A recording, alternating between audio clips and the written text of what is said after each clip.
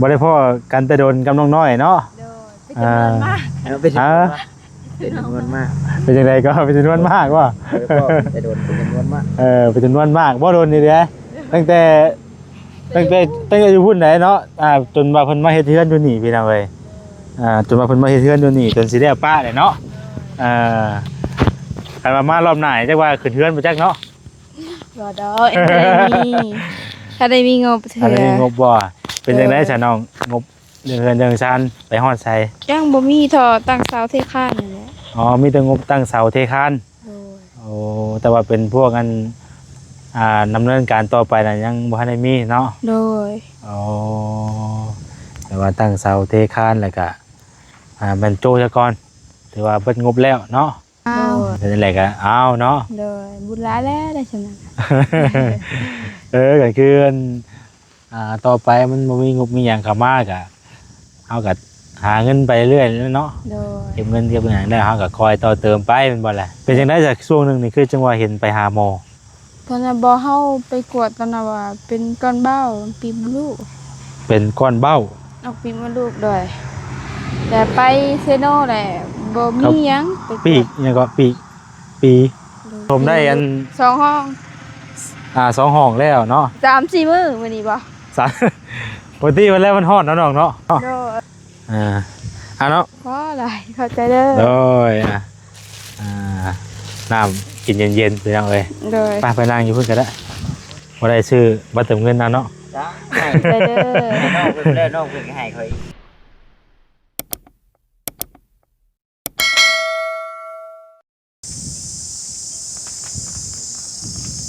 เป็นยังไงเนาะใบไม้ก็ร่วงไปเลยเป็นยังไงอากาศก็ร้อนเนาะ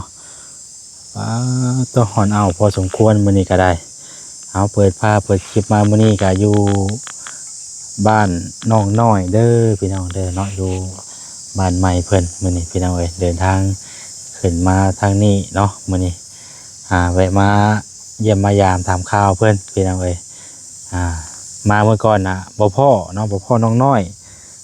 มามื้อนี้ก็เห็นเพิ่นอยู่พี่น้องเอ้ยเนาะก็จะได้เข้าไปถามไทยถามข่าวเพิ่นเป็นจังไดเนาะเฮาก็บ่ได้พ่อเพิ่นแต่โดนเลยพี่น้องเอ้ยล่าสุดก็ตั้งแต่อันมื้อใดพูดนี่เนาะล้นเติบเลยพี่น้องเป็นเดือนเลยเนาะเป็นเดือน2 เดือนแล้วบ่จักพี่น้องเอ้ยจนเพิ่นสิได้เฮือนได้ชานใหม่แล้วพี่น้องเอ้ย เอามาถามข่าวเพิ่นก่อนเนาะเรื่องเฮือนเรื่องชานเป็นจังไดมีงบพอหรือบ่หรือว่าจังใดเนาะเดี๋ยวเฮาสิเข้าไปถามข่าวเพิ่นก่อนพี่น้องเอ้ยวันนี้ก็มากันมากับบ่จิต2 คนพี่น้องเอ้ยเนาะแล้วก็บ่ต้าเพิ่นก็ผู้ดีทางบ่ต้าเพิ่นก็จักมาแต่ทางใดผู้นี้เนาะคือมา2 หลอก 2 ล้อแล้วบัดนี้เนาะเห็นว่าลิตรหนึงเจ็ดที่เขาว่า50แหละ ว้า 40ปลายเนาะ ข่อยก็กำลัง สบายดี เนาะสบายดีเด้อน้องน้อยเด้อแล้วเลยรู้จักนะ เรียบร้อย มันเป็นโพสิตมันเปื้อนเพิ่นว่าโพสิตเปื้อนครับมันโตมันบ่แห้งน่ะเวลาเฮาเล็งมองน่ะกับขาดมันเบิดไปล้านปลายล้านห้า จังว่ายาล้างหัวฉีดรถจักรแบบนี้เจ้าเนาะต้องข่อยกับเปลืองเลย รู้สึกว่าเปลืองเลยก็ย่ามเลนเอาไว้น่ะมันจะคือแบบมันสะดุดนะบ่เห็นอยากมันกั้นมันอยากมอดแบบทุก เดี๋ยวแม่นอยู่กับเจ้าบ่ได้ล้างบ่จ๊ะ เอาช่วงหนึงก็ปล่อย มันยังกั้นได้ เอาบ่ได้ค่อยขี่เด้ นี่ก็ยังกั้น น้ำเมือกน้ำมันมันก็มันอยากเบิดอย่างเนาะเอาขี่เคาะดอกเคาะทางดู เพราะว่าช่วงนี้น่ะน้ำมันขาดแค่น้ำมัน ก็เลยแบบว่าเอาไว้ปล่อยมันบกเรื่อยที่นะปล่อยมันบกลายอะไรมันนี่มันเปื้อนบัดนี้ เพื่อนได้ โ โอ้รถข่อยเตือนได้เลยได้ข้าวขี่ไปหน้าตะกี้ อ้ยว่ะ บัดหากำลังขี่ เบิดไปล้านห้าเมื่อวานนี่โอ้ตัวคือมาแหกให้แต่หัวอันเดือนแท้ว่ะต้นเดือนก็แล้ว เห็นอยู่ว่าเรียกว่าสิ้นเดือนมีจังว่าได้ใช่เนาะ จะมาแต่เช้าคนบ่มาเนี่ย11 โมงเหรอ เข้าไปเฮ็ดอันชาวแนทแล้วก็กับชาวเนื้อชาวเนื้อ ไปก็ไป ผู้เดียวค่อยเองแล้วน้องน้อยและเพิ่นพาอันแนะนำไปว่าไปเบิ่งเนาะ นั่นก็ยังบ่มีผู้ใดเคยทายแล้วดอกชาวเนื้อน่ะเรากับพ่อแม่ตายไปแล้วเลี้ยงลูก4 คนพุ่นแล้วน่ะแม่ห้าง ก็ยังบ่เคยไปจักเทื่อเขาก็ได้ ช ถ้าว่านี่ก็มือไม้ยังเข้า อืมมันฮ้อนเนาะไปทางไรกะเฮ็ดเงาะ เฮาชอบจนได้บัดดาวพาไปแน่ โย เต้นก็โอ้ย อย่าไปว่าเป็นไข่เป็นดาวเด้อไปเด้อว่า เป็นเอาไว้เนาะบ่ได้พ่อกันแต่โดนกับน้องน้อยเนาะ โดยไปจำนวนมาก เป็นจำนวนมากเป็นจำนวนมาก เป็นจังไดก็เป็นจำนวนมากว่า แต่โดนเป็นจำนวนมาก เป็นจำนวนมากบ่โดนนี่เด้ตั้งแต่อยู่พุ่นไหนเนาะจนว่าเพิ่นมาเฮ็ดเฮือนอยู่นี่พี่น้องเอ้ยจนว่าเพิ่นมาเฮ็ดเฮือนอยู่นี่จนสิได้ป้าเลยเนาะคันว่ามารอบหน้าจักว่าขึ้นเฮือนบ่จักเนาะ บ่ดอกเอ็นถ้าได้มีงบเถื่ อันนี้ง อบ บ่เป็นจังได๋ซะน้องงบเรื่องเฮือนเรื่องชานไปฮอดไส ยังบ่มีทอตั้งเสาเทคานนี่แหละ อ๋อมีแต่งบตั้งเสาเทคาน โดย โอ้แต่ว่าเป็นพวกอันดำเนินการต่อไปน่ะยังบ่ทันได้มีเนาะ โดย อ๋อแต่ว่าตั้งเสาเทคานแล้วก็แม่นโจซะก่อนถือว่าเบิดงบแล้วเนาะ โดย ทางผู้ใหญ่ทางไหนจ้ะที่ว่าดำเนินการเรื่องเฮือนเรื่องชาติให้ทางเบา สมทบกัน สมทบกันบ่หลายคนบ่ เบานิ้วแล้วก็เบาตูนบ่แล้วก็ลุงนวดแม่นประมาณแล้วก็เสาอีหยังก็หลายคนอยู่ ว่าแล้วก็เพิ่นสมทบกัน สมทบ ผู้ละเล็กผู้ละน้อยเนาะ โดย เอากะค่อยเป็นค่อยไปให้แล้วพี่น้องเอ้ยถือว่าได้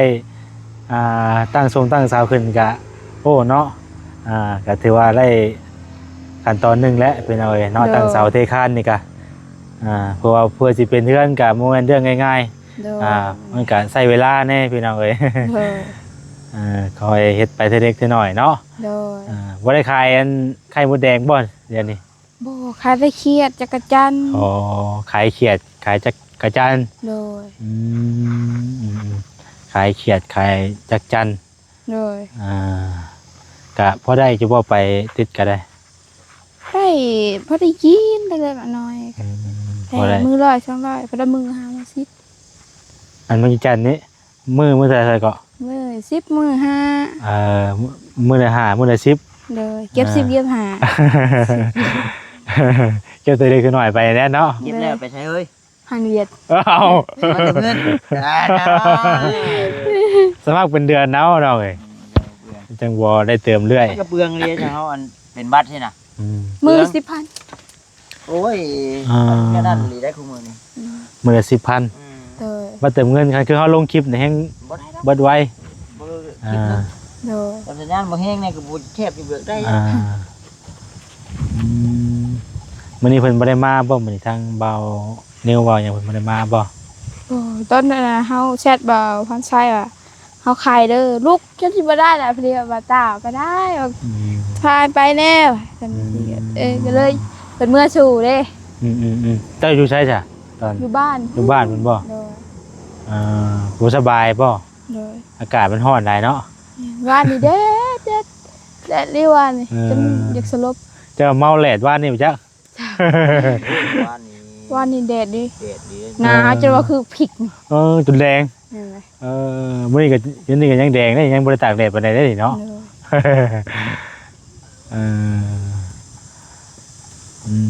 ประมาณนั้นพี่น้องเอ้ยเนาะ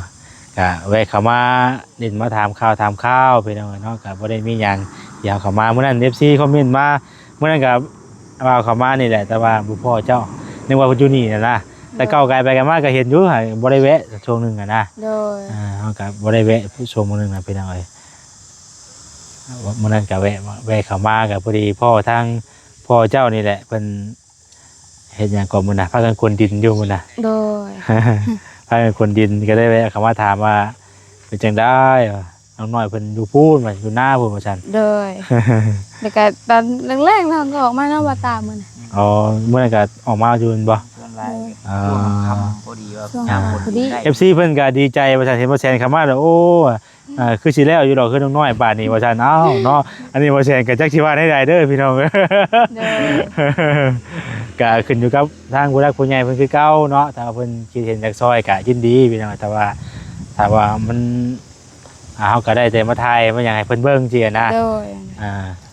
แต่ว่ามีผู้อยากช่วยจากซอยเพิ่มเติมอีกก็แฮงดีใจนํเนาะน้องน้อยเนาะ โดย แต่ว่าก็เบิ่งไปก่อนพี่น้องเอ้ยเนาะ โดย เฮ็ดไปเรื่อยๆแหละ เป็นจังได๋ดินเพิ่นเข้าแล้วล่ะบ่ ย่างบ่ทันแล้วเดี๋ยวจะเพิ่นไป ยังบ่ได้แล้วเนาะได้จังห้องเลยเนาะ สองห้องว่ายังบ่เต็มบ่ อ๋อก็ได้2ห้อง โดย เพิ่นสิเฮ็ดโหมดใด อันยังบ่ห้อง เอา ยังบ่ทันได้ฮู้ว่าอีตาเพิ่นสิเฮ็ดเนาะแต่ว่าเพิ่นบอกแบบบอกหยังไว้เลยไอ้สิเป็นโหมดใดทรงบ่เลิศบ่ จักมันเพิ่นแม่เฮ็ดไปให้ก็อ้าว เป็นจังไดก็เอาเนาะ โดยบุญหลายแล้วได้ฉะนั้น ก็คือต่อไปมันบ่มีงบมีหยังเข้ามาก็เฮาก็หาเงินไปเรื่อยๆเนาะ โดย เก็บเงินเก็บหยังได้เฮาก็คอยต่อเติมไปแม่นบ่ล่ะ โดย แต่ว่าเพิ่นก็ได้ชมได้เซาได้ยกขึ้นให้ขนาดนี้แล้วนะ โด แต่ ย ในกรณีว่าบ่มีงบไปต่อสินะเฮาก็คอยเฮ็ดคอยหาไปมาเฮ็ดเทื่อเล็กเทื่อน้อยไป โดย มันก็สิได้อีกรอบพี่น้องเอ้ยเนาะ โดย เป็นจังได๋จากช่วงหนึงนี่คือจังว่าเห็นไปหาหมอ ตอนนั้นบ่เฮาไปกวดตอนนั้นว่าเป็นก้อนเบ้าปีมดลูก เป็นก้อนเบ้า ออกปีมดลูกด้วยแต่ไปเซโนแหละบ่มีหยังไปกวด ปีกอิหยังก็ปี โดยปีมดลูก ปีมดลูกจะบ่เออมันเจ็บบ่เนาะ เจ็บแต่ว่าเจ็บแต่ไปกวดอยู่โรงหมอลาวเวียดกับโรงหมอ109บ่ อืม แม่นบ่109โรงหมอทหารน่ะ 109แม่ห้องหมอ109 ก็บ่มีเพิ่นว่าบ่มีหยัง บ่พอเนาะ โดย เอาตอนตะกวดตอนแรกว่าที่ว่าเป็นนั่นน่ะ โดยครับไปกวดอยู่โรงเห็นอยู่คลินิกโรง อ๋อ เห็น อยู่คลินิกโรงเรียนนี่เพิ่นว่าเป็นคือเจ้าบ่าวนี้ โดย แล้วก็ไปกวดอยู่วันห้องหมอ109นี่บ่เห็น โดย แต่วันนี้ไปกวดสายต่ออีก อยู่โรงหมอเวียด ห้องหมอเวียด โรงหมอลาวเวียดบ่ เพิ่นว่า โดย ได้อีกบัดนี่ เพิ่นว่าก็บ่มีหยังเพิ่นน่ะ แต่ว่าก็เพิ่นแต่งคือแต่งยาให้กินอยู่บ่หรือว่าบ่ได้แต่ง บ่ได้เอายาไปกวดเบิ่งซื่อๆว่าเป็นโรคหยังโรคหยัง แต่ว่าตอนนี้ก็บ่ได้เจ็บแล้วล่ะว่า เจ็บดูแต่บ่แห้งเจ็บพอดี แต่ว่ากวดบ่พอเนาะ เฮากวดท่อเบิ่งอยู่นอกนี่ค่ะไปกวดภายใน เอาเอโกเบิ่งซื่อ ไปโกเบิ่ง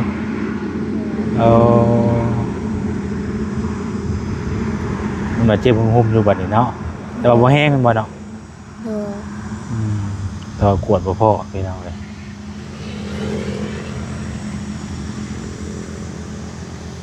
ใช่บัดนี้ เอาเนาะก็จักสิว่าได้ไหนต่อเด้เนาะกวดบ่พอเด้ เด้อ มันกวดบ่พอก็จักสิว่าได้ไหนบัดนี้เนาะ เด้อ ไปห้องหมอนึงบัดไปเป็นอันเกี่ยวกับมนุษย์บ่ใช่ว่าน่ะ เด้อ มันไปอีก2ห้องหมอว่าบ่มีหยังอ่ะนะมันก็เลยเอ้า ไอ้พวกหมอชามเขาว่าเป็นมันเลยหน่อย ตายเลย บ่สามารถมีลูกได้เด้อ ตายแล้วนาเหี่ยวนาอยู่ว่าเฉย หัวผมแล้ว โอ้ยพี่น้องเอ้ยเนาะจักสิว่าได้ได้ซั่นน่ะ เด้อ มีแต่บ่ให้เป็นอย่างไรแล้วเนาะ เด้อ ดีแล้วล่ะที่ว่าเพิ่นมาบ่พอหยังก็ได้มันก็ถือว่าเฮาบ่เป็นหยังนั่นบ่ล่ะเฮาก็สิได้สบายใจเนาะถ้าฮู้ว่าเป็นนั่นเป็นนี่ว่าโอ้จักอะไรจักสิหาเงินมาเป็นปัวนี่ก็พอแล้วอีกเนาะถ้าว่าเป็นเรื่องเงินเรื่องก้อนนั่นก้อนนี่หยังก่อนเพิ่นน่ะก้อนเบ้านี่ได้ปาดได้หน่อย โดย ถ้าว่าเป็นตัวนี้น่ะ โดย ถ้าเป็นก้อนเบ้าก้อนหยังนั่นนะเกี่ยวกับมดลูกนี่ทางบริษัทก็เคยซอยอยู่เรื่องเคสนึงนี่แหละเรื่องเกี่ยวกับมันเบ้ากินเลือดอย่างนี้แหละว่านะ โดย ก็ได้ปาดพี่น้องก็มีความเสี่ยงอยู่กันเขาได้ปาดแล้วก็ได้ โดย ถ้าเขาเป็นนักถ้าเขาเป็นเริ่มเป็นแล้วเขาปาดแล้วมันก็เช้าไว้ถ้าเขาเป็นนักเข้าไปมันก็ยากนะ โดย พระอาจารย์อันพาว่าวยังเราเบิ่งอยู่เพื่อนดูห่ะเพิ่นถมดินห่อดใส่แล้ว พี่น้องเอ้ยโอเจ๊สบายดีเด้อโอ้ย ห่อนอยู่วะพี่น้องเอ้ยโอ้นี่เนาะดินเพิ่นถมได้อัน 2 ห้อง 2 ห้องแล้วเนาะ 3-4 มื้อมื้อนี้บ่ ปกติวันแรกมันห่อนเนาะน้องเนาะ โดย ตอนนี้แล้วว่านนี่บ่นี่ บ่แล้วมื้อนี้ ยังอีก2 ห้องบ่นี่เนาะ ยัง2 ห้องก็ถือว่าเฮ็ดไปอีกประมาณ3 มื้อนะจ๊ะ ลายเพิ่มเนี่ย 4-5 มื้อ5 มื้อ สิหามือบ่ โดย ถือว่ากว้างเติบอยู่ได้พี่น้องเอ้ยเนาะ โดย แต่ว่าหากบ่ฮู้ว่าเพิ่นสิขันห้องนี่จักห้อง ห้องหนึง เพิ่นสิเฮ็ดเป็นโต๊ะแอลบ่น้อง ตัว L ฮะ แปลว่าตัว L เอาอย่ามาเพิ่นขันเอาเพิ่นจงห้องข้างนอกไว้นะห้องหนึงสินะแต่ทางในนี่เพิ่นเฮ็ดเป็นแบ็คสินะอันนี้เฮาก็เฮ็ดห้องข้างในเพิ่นเป็นแบบห้องนี้ก็เฮ็ดให้มันก่อใช่ว่าใช้ประตู โอ้ ใช้ประตูใหญ่แล้วเฮ็ดตัวนี้2ห้องสิ เห็น นะ ห้องหนึง เห็นห้องเฮาเดียว เฮ็ดห้องเดียวบ่ เลย โอ้ดีใจนะเพิ่นแลพี่น้องเนาะมารอบนี้บ่เห็นเฮือนเห็นซ่านตั้งเสายกเสาขึ้นแต่น้องๆเนาะ โดย เสานี่ไผสั่งมาให้นี่ เบาเงาเบาตูนเบานิ้วเบาลี่ ต้องการเบิดเลย สมทบ ผู้ละเสาบ่ผู้ละเสาช่องเสา สมทบกัน โทรกันดีๆเนาะ เลย ผู้พี่น้องน้ำในก็มีแหละเพิ่นทางจะโดนนะบ่เนาะ โดยตั้งแต่ยังไม่เห็นเทือนเลย อันนี้นะ โดย แห้งบ่เอาแห้งบ่นี่ แห้ง น้ำในเพิ่นก็มีครบเบิดแหละเนาะ โดย เวลาสร้างเพิ่นมาเฮ็ดเทือนให้สร้างก็สะดวกสบายตัวนี้แหละตัวสำคัญที่สุดพี่น้องเนาะ โดย หลักๆก็คือเรื่องน้ำซะก่อนเพราะว่ามันต้องได้ใช้ในชีวิตประจำวันเฮาอยู่แล้วเนาะ โดย นี่แหละพี่น้องเอ้ยอันนี้ก็เพิ่นก็เทให้เรียบร้อยแล้ว โดย ป้าก็ยังมาปลูกใช้กับพุ่นน่ะออกไปแล้วนะพอจึงกอกสิงไข่ ค่ะ โอ้คักหลายยังสองห้องเนาะ โดย มื้อนี้เพิ่นบ่ได้มาขนดินใช้มื้อนี้เนาะ เพิ่นเมื่ออะไรมัน เพิ่นเมื่อ โดย เดี๋ยวเพิ่นมันดูบ่เนาะเพิ่นยัง ยันเพิ่นแดดว่ะ ค่าเวียกเพิ่นก่อนเนาะ โดย เพิ่นได้มือใหม่เพิ่นได้ค่อยเฮ็ดไปพี่น้องเอ้ย โดย ก็คนก็ช่วงนี้แหละพอดีคนน่ะ โดย เขาว่ามันคือว่าแบบช่วงตอนช่วงมันตอนเช้านี่ก็ฮ้อนเนาะ โดย ก็ฮ้อนแห้งเป็นเอาไว้ เป็นห้อง มีหยังอะไรกินกับข้าวมื้อนี้ กินเผลอ กินเพอ โดยเบาตาซึก บ่ได้ว่าปลา จากไปเลย บ่ได้ไปเลยบ่ ไปลงเลย โดยเบิ่งพี่น้องเนาะเบิ่งแนวมาต้อนน้อยๆก่อนน้ำเย็นๆนี่แหละอากาศมันร้อนพี่น้องเอ้ยมื้อนี้อะไรมื้อนี้ก็ได้แวะมาเล่นน้ำนึกว่าสร้างนึกว่าเพิ่นสิพากันคนดินคนร้อนซะดอกเนาะเนาะ เพราะอะไรเข้าใจเด้อ โดยน้ำกินเย็นๆพี่น้องเอ้ย โดย ไปนั่งอยู่เพิ่นก็ได้ แต่ได้กิน ได้กินได้ เจอปะเจ้า เอ้ย กินเอากัน แล้วก็ บ่นึกว่าเพิ่นสิพากันคนดินนะแต่ก็ว่าคือยังพากันใส่บ้านอยู่ เรี ใช่ ย เนาะ กว่าเด็ดอ่อนดีกว่าเราจะมาจัก เมื่อวานนี้ว่าก็เห็นเจ้าคือเปิดตักไงอยู่ อยู่นี่แหละได้ชองรถค่ะบ่มีพูดนะบ่ ไอ้สองรถบ่ บ่จักว่ามื้อนี้วันศีลจักหน่อยเป็นเลยครับบ่ โดย เนาะวันศีลมันพากะละแน่จักมื้อเนาะโยบนข้าวกี่บนถือได้เนาะตอกลักงัวชื่อจังพิษ ว่าแล้วว่าอะไรกันบางเทื่อมันรุดบางเทื่อสิเฮ็ดได้จ้ะ ปลูกต้นไม้ เออ เอาลีได้เพิ่นว่าเนาะหายได้ลูกก้าลูกหยังนี่บ่ขออนุญาตนะพี่น้องเตะก้าชื่อกระพิษเพิ่นว่านะ มันก็ได้แต่ผู้ถือดอกเนาะ นะคือว่าแล้วเดี๋ยวนี้มันจางแล้ว บ่หากส่วนหลาย สำหรับบ่จิตบ่ ทำเด้เขาทำเขาหยังไงเด้ที่เพิ่นเว้าน่ะถือ ธร กั รม น ดาก็ แต่พ่อจะแม่สิเด้ตะกี้น่ะ อันนี้ที่เจ้าบ่ได้มีเขาทำบ่เฮ็ดรถจ้ะ บางเทื่อเฮาก็ยังเฮายังเฮาก็บ่ฮู้เด้บางเทื่อเพิ่นก็มันก็มีความหมายของเพิ่นอยู่เนาะแต่คนเฮาก็บ่จักเด้ ลึกลับอยู่ อ่า ปวดทำ คือเฮาบ่ฮู้บ่เป็นหยังเฮาบ่ฮู้เด้ พระมันปินนี่ยุดไปร้องไปล่ำข้างในใดไปเทศนาข้างในใด เอามันก็ได้แต่ผู้ถือศาสนาเด้ บางคนก็ ทำนะอัน คือศาสนาพุทธเฮานี่บ่ได้เป็นหยังไดบ่ได้มีแนวให้เออ แต่ว่ามันอีก พูดรู้แต่ว่า ผมเชื่อนึง คนละแบบใด นึงอีก มันพราหมณ์บ่มีหลายแต่ว่าเฮาบ่ฮู้เฮาก็บ่อยากเว้าไปนะ เดี๋ยวมันสิผิดค เอาดีใด คำว่าผิดแหละมันสิเป็นอย่างอื่น เอาก็คือว่าแล้วแม่ดีใด แต่ว่า ก็คือพระพุทธเจ้าบ่ได้มีใดบ่จิตบ่ได้มีว่าวันศีลให้หยุดเรียกใด ศาสนาใดก็ดีเบิดอยู่ เออ เนาะ แต่ แต่ว่าเว้าวนเบิดซะอันนี้บ่แม่นว่าเว้าศาสนานั้นศาสนานี้บ่ดีนะมันขึ้นอยู่ ก็ดีเว้ย กับความเชื่อ เออ ขึ้นอยู่กับความเชื่อ ผมเสื้อ พุทธธรรมผีนี่อยู่นํกัน อหลี ช่วยเนาะ เอาอหลี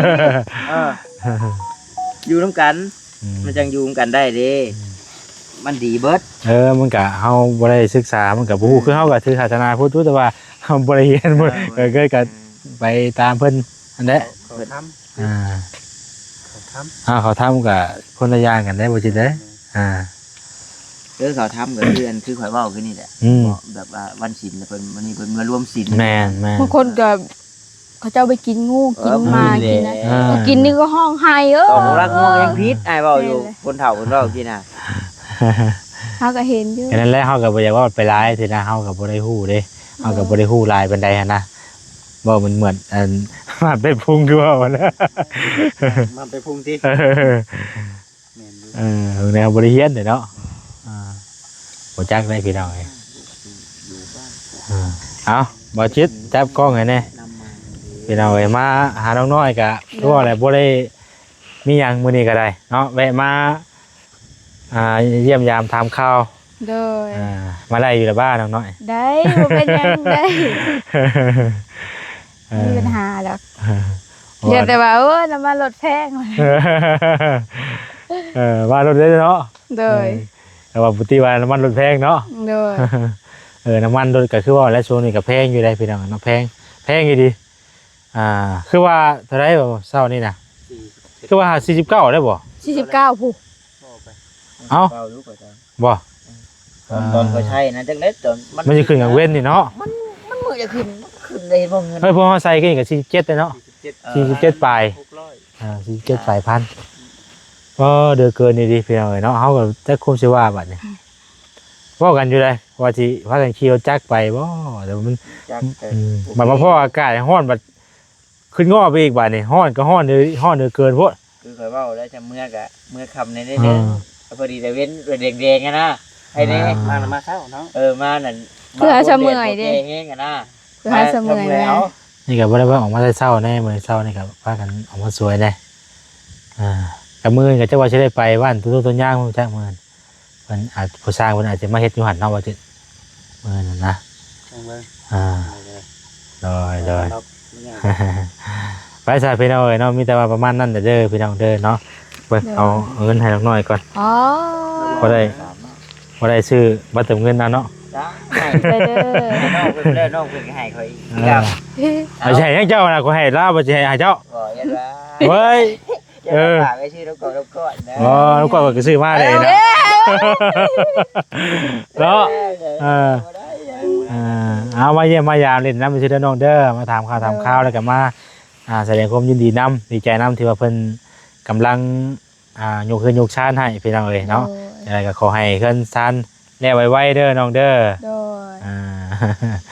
ย ประมาณนั้นแหละพี่น้องเอ้ยเนาะขอตัวไปก่อนทั้งบ่แซนก็ได้ที่พลาดประกันใดก็ขอโทษขออภัยนำเนาะสบายดีเด้อพี่น้องเด้อ